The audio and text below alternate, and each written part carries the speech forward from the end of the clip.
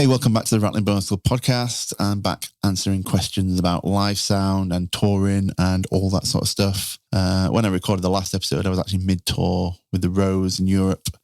And yeah, since then, I finished that tour.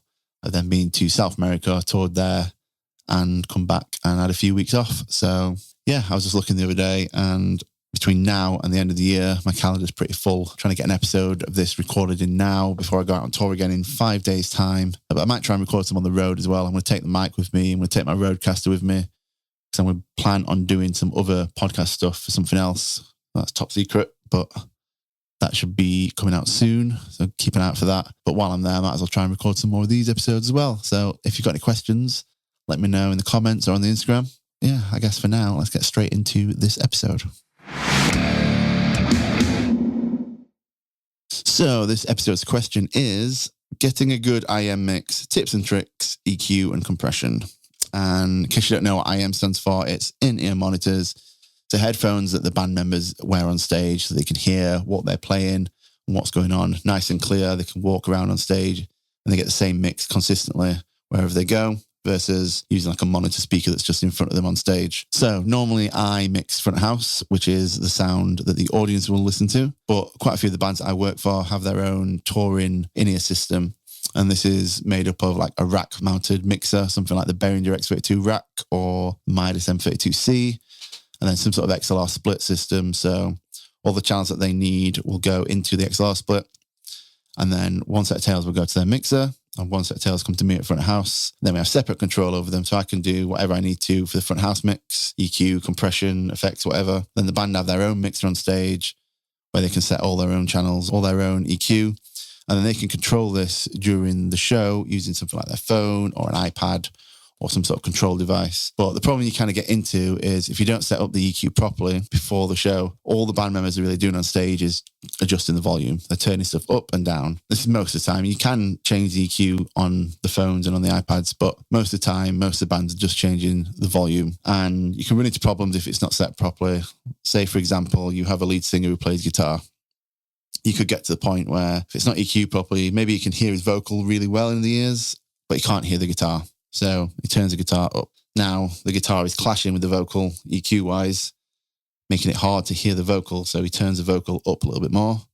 Now he can't hear the guitar as much because the vocal's louder. So he's turning the guitar up and then the vocal up and the guitar up and the vocal up. And you're going to get to this point where it starts clipping and distorting and compressing. And it's just not going to be in a good place. So what you have to do is just do a bit of EQ space making to make it as easy as possible for the band to just be able to turn stuff up and everything kind of slots together a little bit better. And you can be a little bit more extreme with EQ on in-ears because you don't have to worry about affecting the tone as much, because as a front house engineer, you want to keep the tone as true to what it is on stage as possible. But in the in-ears, it doesn't matter if you take away a little bit of the tone of something, as long as you can still hear it right. The main point of the ears is clarity.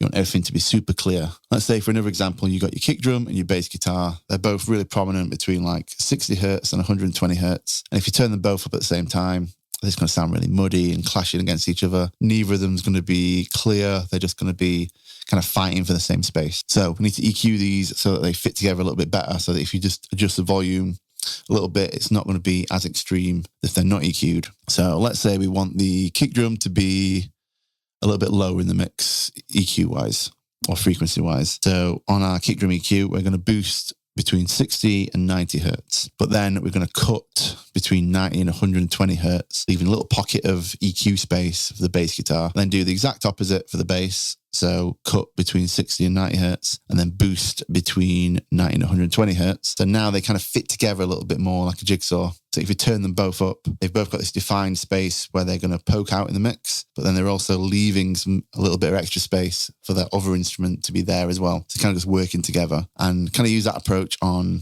everything in the mix. So look at what's coming into the inner unit, what channels are there, think about where each of these are prominent, and if they're going to clash, kind of pick where they're going to be and take that frequency out of the other channels to kind of make a little bit of space for everything. So if you've got a vocal and a guitar that clash in, find where the vocal is more prominent, kind of take that out of the guitar, and then maybe move the guitar EQ slightly lower than that or slightly higher, and maybe take a little bit of that out of the vocal if it needs to. Do that for all the instruments that you've got, and that would kind of help out EQ wise when you're adjusting the levels up and down.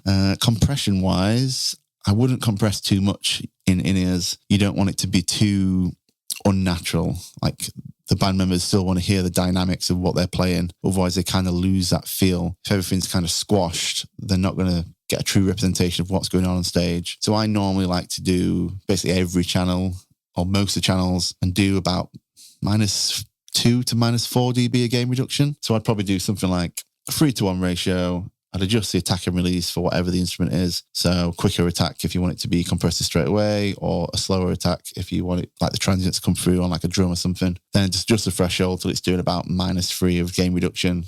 And I kind of just leave it there. And it kind of just helps glue everything together a little bit, but it's not taking away the feel of what they're playing. And then the only thing that I'd compress a little bit more maybe would be like a bass guitar, just because like the lower strings are so much louder than the higher strings when you start playing those. So if you've got a bassist that's playing some stuff on the higher strings, you don't want them to be struggling to hear the higher strings and turn it up, but then it being really loud on the lower strings. Just kind of balance those two out a little bit more. Maybe with like a 4-to-1, 5-to-1 ratio, and do about -6 to -8 dB of compression to keep it as tight as possible. But apart from that, I'd keep compression pretty minimal in the ears. And I guess another example of in-ear stuff would be if you're working in-house at a venue, if you're a venue engineer and maybe a local band turns up and the lead singer has an in-ear unit and he wants you to mix that in-ear unit from front of house. Now, the problem you're going to run into is he's going to be listening to the same channels that you've got coming out of the PA. So if you change anything EQ-wise or compression-wise during the show, it's going to change in the singer's ears as well. Then you might have the problem of it might affect what you listen to, and you might then need to turn stuff up and down and he's signaling you on stage. And obviously he's going to hear it a lot more drastically than you are out front because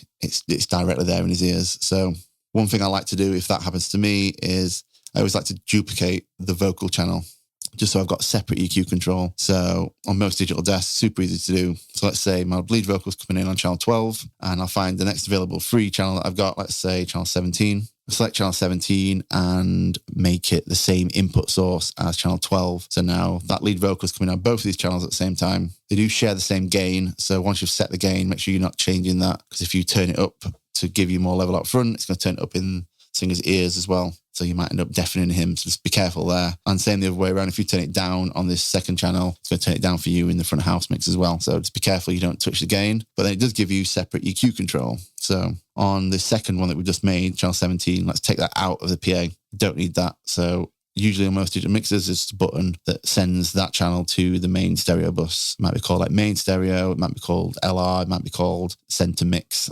Whatever it is on your mixer, turn that off so that if you turn the fader up, it doesn't come out the PA.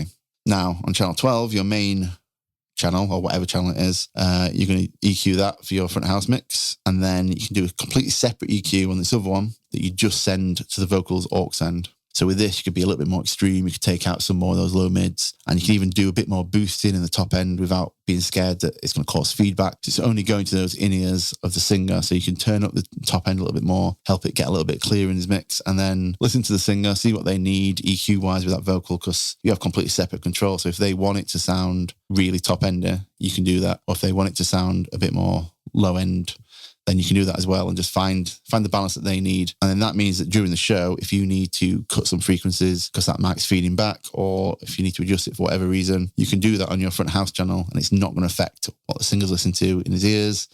He's just going to have a better show all around. So yeah, that's something I always do if I'm doing that from front house, is just duplicate that channel so you've got separate EQ. I mean, ideally you'd want it to do it with all the channels, but if it's just a local band that's coming in and you're in the venue, just at least do it with a vocal. It'll make a big difference to their show. So yeah, hopefully that answered that question and helps out.